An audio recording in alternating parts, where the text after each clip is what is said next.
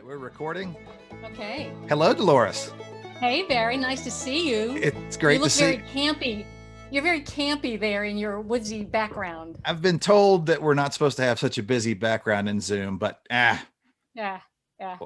I like your plain blue. You know, with the blue screen, we could Oh, superimpose some things. We could put you well, in outer that's space. not a blue screen. That's the wall in my house. My house really is painted bright blue. I love it, except for the rooms that are painted bright green. So I like bright colors. So you're coming to us today from your home in Birmingham, Alabama. Is that correct? Birmingham, Alabama. That's right. That's right. Where it's going to be 80 degrees today. And spring has sprung. It is out. The forsythias are done. The daffodils are done. The dogwoods are starting. The red buds are out. It's an amazing time of year here. Azaleas are about 2 weeks away. So yeah, we're excited about spring. Pollen everywhere. Everybody's sneezing. It's a good thing we can't get together closer than 6 feet because we'd all be sneezing on each other from the pollen. A preview of what's to come in That's lovely right. Virginia. That's right. Yeah, no Yeah. forsythias or azaleas, or we do have our little daffodils are out, and Yeah. the spring peepers are out. Uh-huh. Yeah. So, well, Yeah. Birds are going crazy. we're jealous for now, but come Yeah. July, That's right. I we'll know. I come. know. I know. I know. We'll all be trying to get to the mountains. We got to get out of here. It's so hot. Well, tell me about your year. It's been Oh, this is the week anniversary of when everything right. shut down. So let's That's hear right. how did What a Dolores year. spend her year? First, I want to say that this year has made me so aware of how blessed, how privileged, how fortunate I am, because I know that for so many people, this has been a really tough year, a bad year, a year of loss and dysfunction and pain and difficulty, but not for me, not for any credit to me, not anything I deserved. But for me, I don't have kids that I had to homeschool. I don't have a relative in a nursing home that I couldn't see or help. I didn't have to go to a job that was dangerous. I did not have people in my immediate bubble who got sick or who died, even though I know people that was the case. I wasn't scared I was going to lose my home or lose my car. So there were so many things that I did not have to deal with. Instead, for me, this was a joyful year. This was a year of sabbatical. It was a year unexpectedly where Mother Nature said, take a year and take some time to do things that take time. And I got to do that. I did the baking thing, of course, not the sourdough. I had already killed as many sourdough starters as any one person should kill in a lifetime. But I did make a chocolate babka. I made some pesto swirl bread. I learned how to make little roses out of icing. My garden, anybody who listens to my stories will hear I have a very big garden. To a city girl, I mean, to a country person, it may not seem that big, but to me, it's a big yard. And it never looked better than it looked last summer. The stray cat who lives at my house has loved the 24/7 cat food buffet, on demand food and attention. I mean, he has loved that. I tried to volunteer at the community food bank, where they sort donations of food and take boxes to people who didn't feel safe going to the grocery store. But I gave them my information and they told me I was too old to volunteer. They told me that I, in fact, was in the vulnerable population and did they need to bring a box of food to me? So, so the volunteer thing never worked out. But I did get to read. I read Gone with the Wind for the first time ever. I read The Odyssey, which takes only slightly less time to read than it took Odysseus to find his way back home. I tell some people, I feel like this past year I have been a character in a Jane Austen novel, except with electricity and indoor plumbing, arranging cut flowers, gardening, having my cups of tea, writing handwritten notes. I mean, I never got around to the needlepoint or the glass harp, but a few more months of this, that could have happened. Um, One thing that I really did get to do that I love is I got to play the piano. I have a piano. I've always had a piano in my home and I'm terrible. I mean, I'm horrible playing, but I play really badly for my own enjoyment. And this past year, I finally had time to sit down and listen to this beautiful music in my head. It sounds really great in my head. So I don't know. I'm just really, really grateful that at this point in my life, I was able to take a gap year. And that's what it felt like. Well, That sounds delightful. It was delightful. It was Except that great. everybody watching this is now just going to be so ticked off at your glorious, wonderful, fantastic year, while the rest of us suffered. Rest All of the us, rest of our suffering, sorry, yeah, sorry. we took it all away so that Dolores could have. Lord.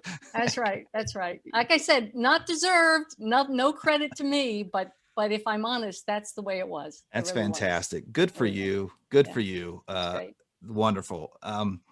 Well, we wish you could be here in person with us and watch spring Yeah, moving up north and yeah, bring spring with you from Alabama. You've been a regular absolutely. here at our Yeah. festival, and we certainly want to have you back in person in the future. What do you remember about your time at our little festival, the Sounds of the Mountains Festival, or your time Well, here at Camp Bethel? two things, and if you ask that same question to all the tellers, I bet you're going to get the same answer. The first thing is the stars. Like I said, I'm a city girl. I live in town at night. There's street lights, there's house lights, there's lights from traffic. If I look up at the night sky, I can see Orion and the Big Dipper and the Little Dipper, and that's about it. And I just remember coming out to Camp Bethel and stepping outside at night, and there are so many stars. It is just so gorgeous. I'm not a camper. I'm not an outdoorsy kind of person, so I am rarely in that kind of a setting. And it's just such a treat to just be out there in that what feels like such a huge open space and to just see the sky. The other thing, of course, is the people who come to the festival. There are people you only see at Sounds of the Mountains Festival, and they sit in the same place, and they're so open and willing to just invite you in and invite your stories in and just participate with the whole process. I love that that particular that festival is so it's so open and friendly, and I mean you get to actually talk to people in between sets and around, and that is just, again, it's a real treat to get to spend that kind of time, get a full weekend in this sort of sanctuary of a space with people in this relaxed, easy setting. It just springs the stories to such a human level, which is where I think they belong. And that is a great part about Camp Bethel and about the festival. Several of the performers have said the same thing, and I knew it. I'm glad that that's a blessing for all of the storytellers, is that Yeah. people coming up to them between stories and wanting Yeah. and interaction and thing can sometimes be maybe a little much, but you've got your place that you can escape here at camp. That's right. You guys got That's your right. your storyteller lodge, where we won't say what goes on behind the closed doors Well, and around the table of. Well, not only that, but you have places all over that camp where you can scoot out, and there's this amphitheater, and there's the craft pavilions, and there's all these wonderful hiding places where I don't know how you keep up with kids at camp time, because there's so many places where they can go and disappear. We haven't lost any yet. Yet, Yeah. or at least not intentionally, right? That's right, or at least that we know of. There could be Yeah, some right. living ferally out in the woods right now.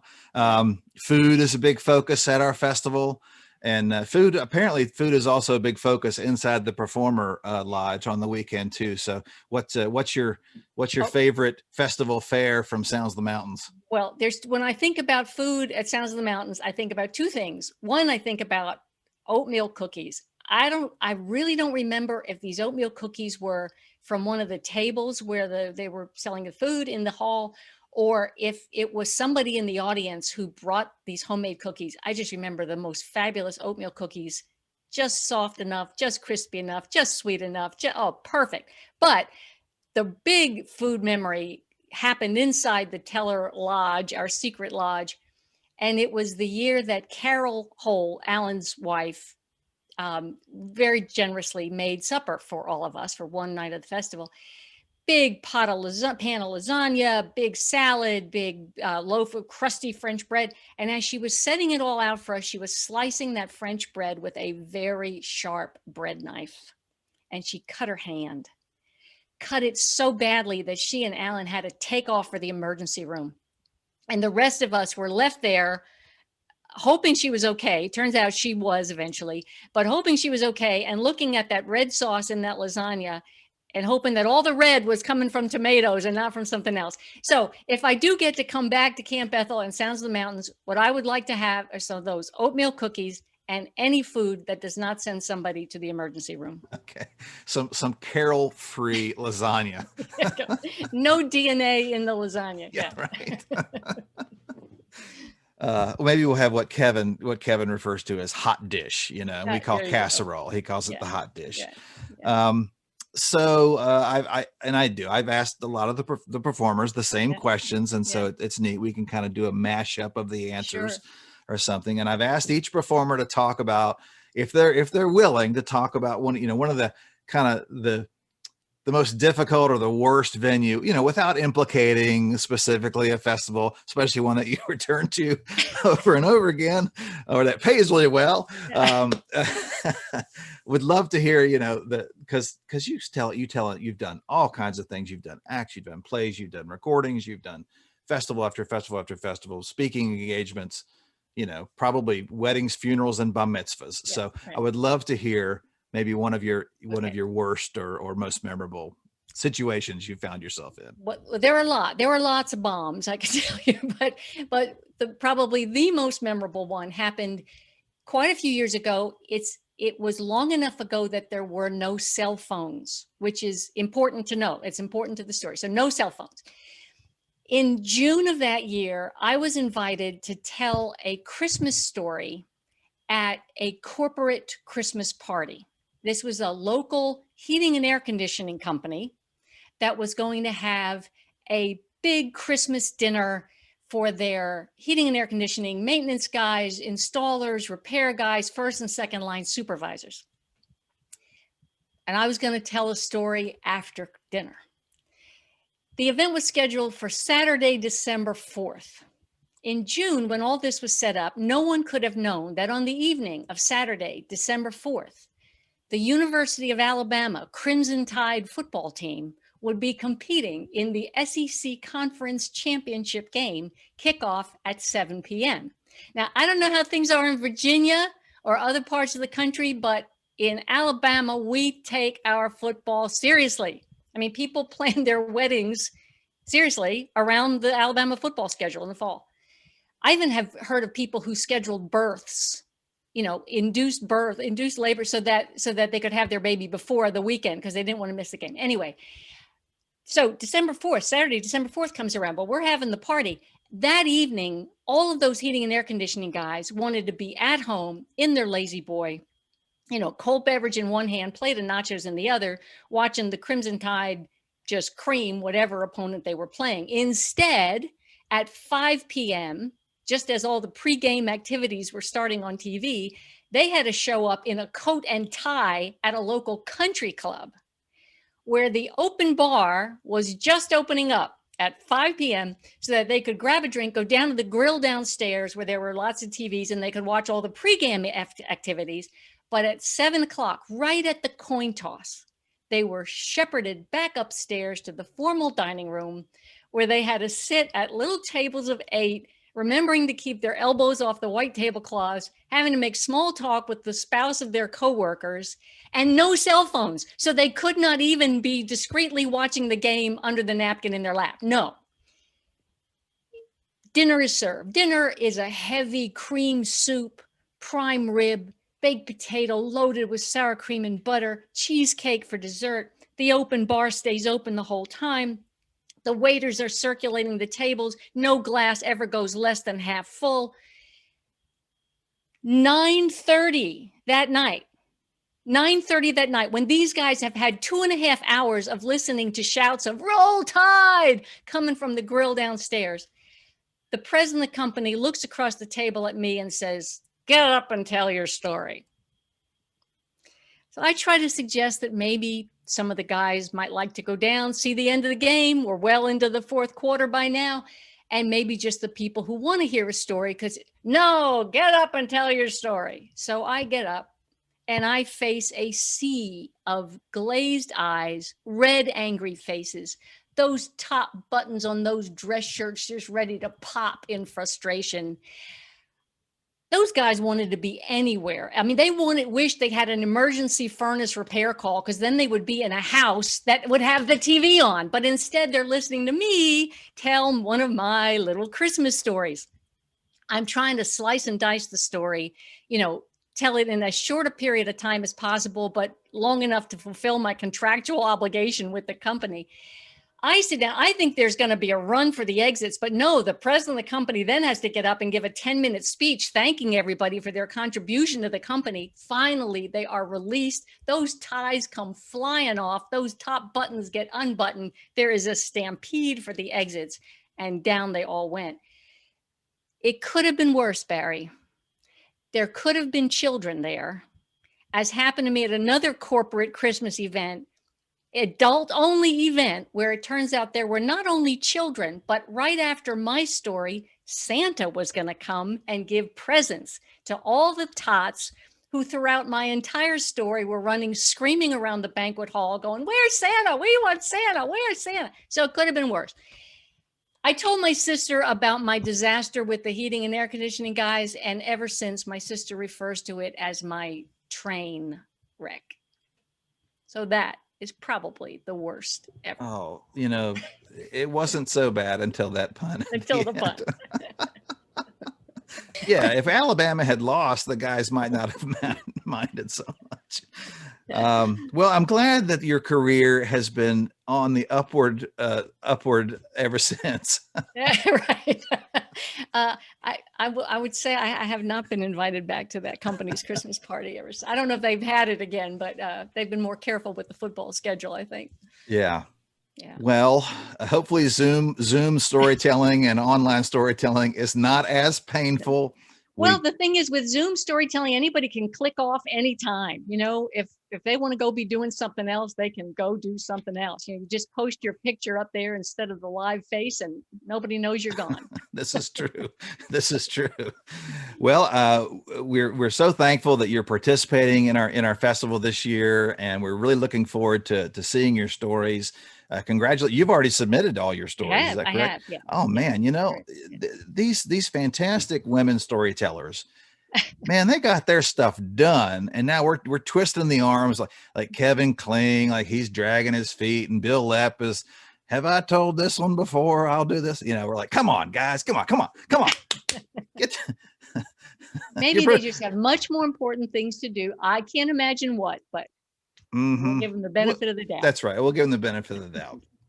And we've sort of been ribbing in a very loving way. We've been ribbing Donald Davis a little bit in these interviews, and I know that impersonating Donald is not something that you would choose to do, and I'm not going to ask you to, because I am aware that you did a one-woman play becoming Dr. Ruth. Right. Dr. Ruth Westheimer.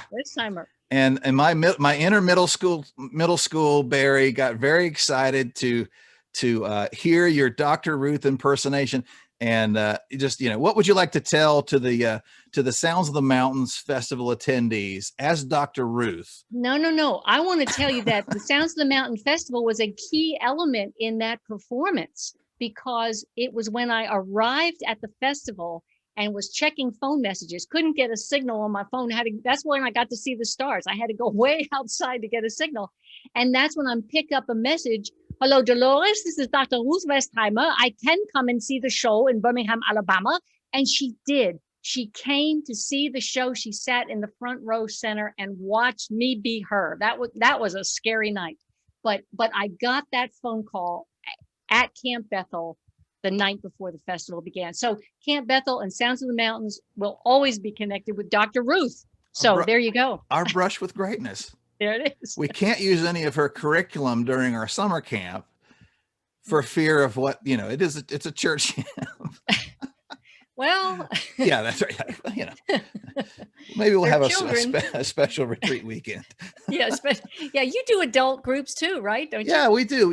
Well, and again, I've told you we can edit some things out. But. Well, and she might enjoy going there. You might. Who knows? I mean, I invited her to come see the play, and she showed up. So you might invite her to come to Camp Bethel. She could be there. Who knows? Tell you what, for years and years, I mean, Camp Bethel is a summer camp for kids, but we do have one little building, the retreat center, where the performers stay, but it's all single beds in there. Well, for years and years, they would have this annual marriage enrichment retreat in the little retreat center that has paper thin walls and little teeny tiny little single beds. So well, anyway. Absence makes the heart grow fonder, so maybe after that weekend, it was I guess so. So does sleep deprivation makes the heart grow fonder also. That's true. That's true. Well, I'm so glad that this festival is coming at this time. I mean, I feel like we really are emerging from a kind of cocoon, and it's going to be a really a joyful experience to have this festival online. I think it may be one of the last ones, that we maybe do this year online, and I can't wait for everybody to be able to get back to Camp Bethel and look at the stars and hear the stories, and it'll be great to be able to be back there. I hope we're back there next year.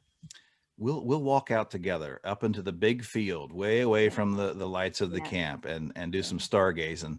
And we won't take Bill Lepp because he tends to get lost when we get too far away from main campus. So Dolores, thank you so much. We're so looking forward to watching your stories, and we hope you have a wonderful year, and we look forward to seeing you back in person here at Camp Bethel for Sounds of the Mountains in the future. Thank you, Barry. Be great. Have a great festival. Thank you very much. Thank you for watching. We appreciate you watching, and we especially appreciate your gift to Camp Bethel to help us through this year. Use the links and buttons on this page, and you can tip the tellers too. So from all of us at the Camp Bethel staff, thank you! From all of us at the Camp Bethel staff.